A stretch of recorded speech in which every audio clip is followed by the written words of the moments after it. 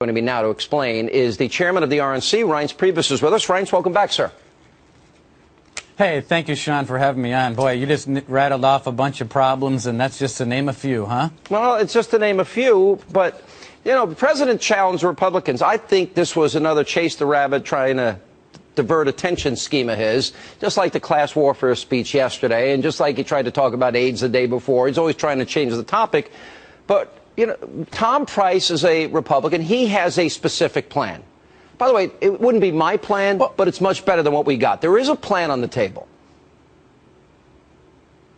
Well, look, I mean, you led into this a little bit, too, talking about young people. What the ObamaCare package is it was intentionally designed to screw over young people. That's what it is. It wasn't a mistake. It wasn't an accident. It was a package intentionally designed to screw over young people. And now he's spending all day talking about young people. But to your point, you know, look, it's very true. I mean, we've never tried in this country, Sean, we've never tried at a federal level ending junk lawsuits. We've never tried open pricing, having doctors and hospitals tell us what they're charging across the country. We've never tried pooling hundreds and millions of businesses and people together so that we can drive down costs and increase access. We've never tried it. We've proposed it. They shut us out from the process. But what the Democrats are arguing today to the American people is that it's either European health care or nothing. And it's a false choice, Sean. Yeah. All right, but look at these numbers. We talked about the millennials, 57% don't want Obamacare. Most would vote him out of office today. That's a core constituency of his. Yeah, go ahead. Right. 52% of young people would recall the president based on this law. All right. At 52 and 57% don't want Obamacare.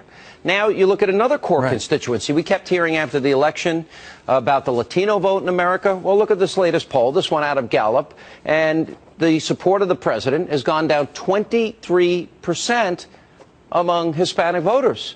I mean, that's a huge discrepancy from where he was just a year ago. Now, this is not obviously a good law for the American people. But politically, the reason why this is valuable is that it's exposing the president for what he's all about. He's all about making promises that aren't coming true. And now people are getting the reality of what Barack Obama is all about in their mailbox. I mean, the difference between this scandal and many of the others is that this is affecting millions of people personally in their bank account now, losing their doctor, losing their health care.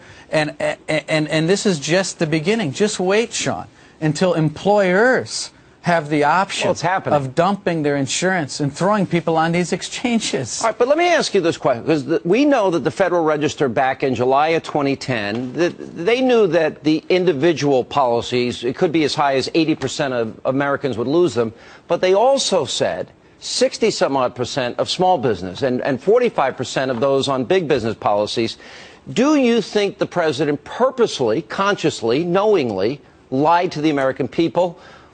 Do you think he did that? Well, I think the president lied to the American people, but there's also something else in the law that's akin to a lie, and it's called gross negligence. And what that means is that when you act in such a way that you knew or should have known, that it's so grossly obvious that what you said and what you did are so opposite from each other that under the law, you in effect intentionally lied to the American people. Look, he's constantly saying one thing and doing another. You brought up this income inequality speech that he gave yesterday. This president is the king of income inequality under this president, as you know. If you like your plan, you can't keep it, right? I estimate American Enterprise, Manhattan Institute, and others that have studied, and experts we've had on this program, say it's going to be over 100 million Americans in the end that are going to lose their plan.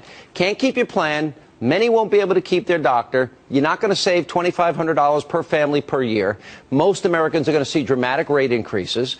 I guess the next step here, you don't have the Senate, you don't have the White House. How do you stop it? What do you do? Well, I mean, for one thing, you've got to win the Senate. I mean, And what you do is you've got to win races, Sean. I mean, we've got a math and a constitution problem that we've got to get over, which is we've got to win the Senate. And I got to tell you, I'm not going to sit here and draw up Senate rules, and this is real inside baseball, but what Harry Reid did is going to come back to haunt him, because now, with 51 votes, by opening that door, what essentially he did is say to the Republican Party that with 51 votes, if you win the Senate, you can undo Obamacare.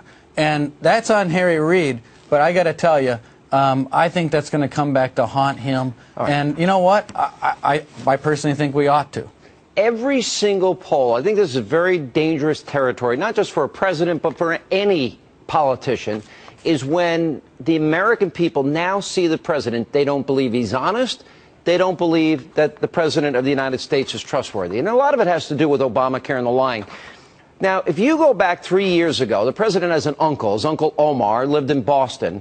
And when he was brought up on a DUI charge and was ordered to be deported, he didn't leave. And the White House was asked about him in the Boston Globe, and they said, oh, he never met Obama never met him. Here's Jay Carney today. Right. Does this add to the dishonesty factor, the distrust that exists? Well, watch Jay Carney backtrack today. The president said that he, in fact, had met Omar Obama when he moved to Cambridge for law school, and that he stayed with him for a brief period of time until the president's apartment was ready.